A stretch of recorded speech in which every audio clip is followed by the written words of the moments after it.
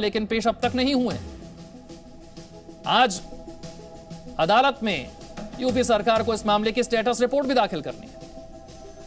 और लखीमपुर हिंसा मामले पर आज सुप्रीम कोर्ट में अहम सुनवाई है। यूपी सरकार को सुप्रीम कोर्ट के सामने स्टेटस रिपोर्ट पेश करनी है। कल की सुनवाई के दौरान कोर्ट ने सरकार से स्टेटस रिपोर्ट दाखिल करने के लिए कहा था। सुप्रीम कोर्ट ने पूछा है कि अभी तक इस मामले में कितने लोगों की गिरफ्तारी हुई है, कितनी एफआईआर दर्ज की गई, जितनी कार्रवाई हुई है उसका पूरा ब्यौरा आज यूपी सरकार को सुप्रीम कोर्ट में पेश करना होगा।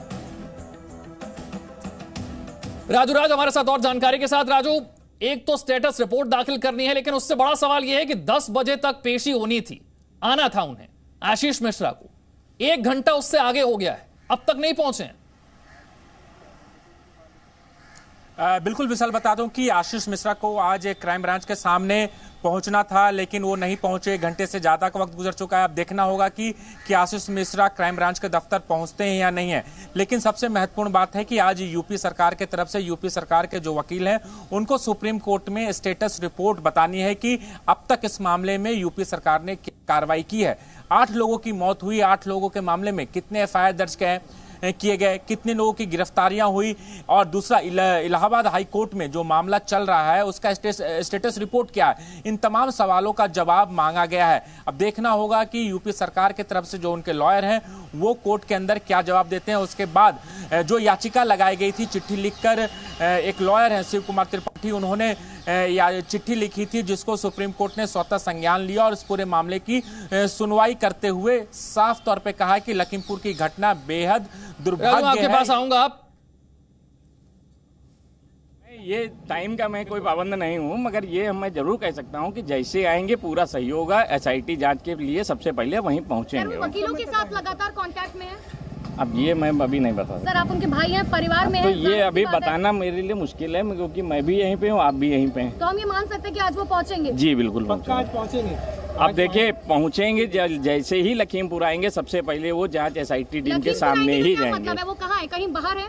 हाँ यही है, लखीमपुर में ही है। ये अब नहीं बता पाएंगे अभी कहाँ पे हैं। सलोनी देखिए, अभिजात जो है मिश्रा हमारे साथ जुड़े हुए थे।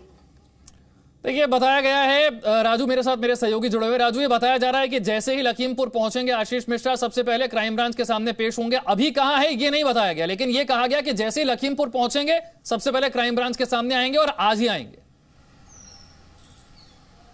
देखिए विशाल, निश्चित तौर पर चूंकि सुप्रीम क्राइम ब्रांच ने उनके घर पे नोटिस आया था और उनको पेश होने के लिए कहा था, अभी वो पहुंचे नहीं है। और उनके भाई की तरफ से जो बयान आया, निश्चित तौर पर उनको आज शाम तक 5 बजे तक एनी हाउ उनको क्राइम ब्रांच तक पहुंचना पड़ेगा। अगर नहीं पहुंचते हैं तो उनके खिलाफ भी आगे का एक्शन, लीगल कार्रवाई की जा सकती है, क्योंकि उनको जांच में शामिल होना है। लगातार उनके परिवार की तरफ से, उनके फादर की तरफ से ये बयान जरूर आया कि जो भी घटना घटी है उसमें आशीष वहां पर नहीं थे, वो किसी और जगह पर जहां पर दंगल का आयोजन था वहां पर वो होस्ट कर रहे थे, लेकिन सवाल यह है कि जो आरोप किसानों ने लगाया है, इस आरोप को लेकर उनके खिलाफ केस भी दर्ज किया गया है। 302 के तहत उनके खिलाफ केस दर्ज हुआ है। तो कहीं ना कहीं उन्हें जांच में शामिल किसान आरोप लगा रहे हैं, लेकिन